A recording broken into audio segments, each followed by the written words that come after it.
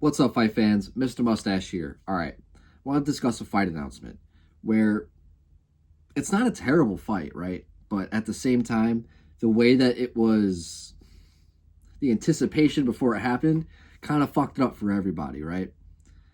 Izzy versus Joe Pyfer has been announced by Dana White, where he came on, said he's going to have this big announcement coming on. I think this was yesterday on Instagram, and turns out it was just Izzy versus Joe Pyfer.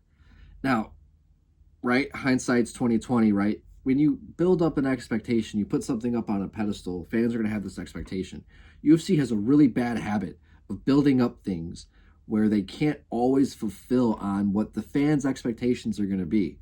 And Dana White has a habit of doing this, where you have the Sphere card, you have UFC 300 cards that were decent, right? I mean, not decent, they were good cards.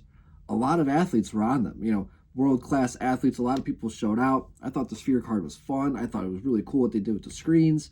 Fans didn't like it because I think, honestly, you put these things up on a pedestal, there becomes this unrealistic expectation with fans and people. Like, we just start going crazy in our heads on what the possibilities can be. Pereira versus Jones, Ngannou coming back, and then you got Izzy versus Pyfer.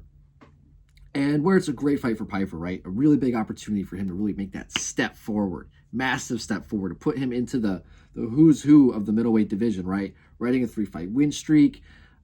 Who the fuck was it over? Marc-Andre Barriou, Kelvin Gastelum, and most recently Abus Magomedov, where he showed some good submissions. Has an opportunity, to get a win over a guy like Izzy, former champion, a guy who, had a rise, had a time, right? What a champ, right? Performances. You can't put him at, I don't think you can put him at middleweight GOAT status, or not GOAT status, but I don't even think you can really put him at Mount Rushmore status anymore. But the things that Izzy has accomplished, 1% of fighters make, right? And to see where he has kind of been the past couple of years, losing to Sean, losing to, who the fuck? Sorry, guys. Hold on. I'm blanking. Dricus, right? It was Dricus. Why the fuck? Yeah. Losing to Sean, losing to Dricus, then losing to Imavov, right? All three in a row, the way that he lost them, he got dominated by Sean. Then he had the fight with Dricus, and, he fucking points down, and then he gets hit, or like he waved off the ref, like something happened, he got cracked.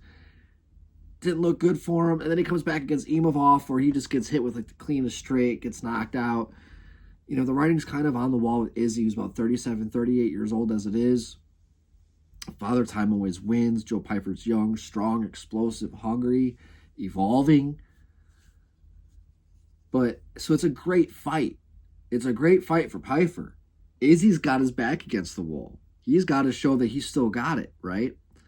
But the unfortunate part is that Dana White kind of put this thing on this pedestal. Now nobody gives a shit about the fight. So, I like the fight. I just don't like how the announcement was handled. Yeah. What do you guys think? What do you guys think about the fight? What do you guys think about the matchup? I'd love to hear your guys' thoughts. But that's going to do it for today, guys. Mr. Mustache, MMA News out. Let's fucking go, fight fans.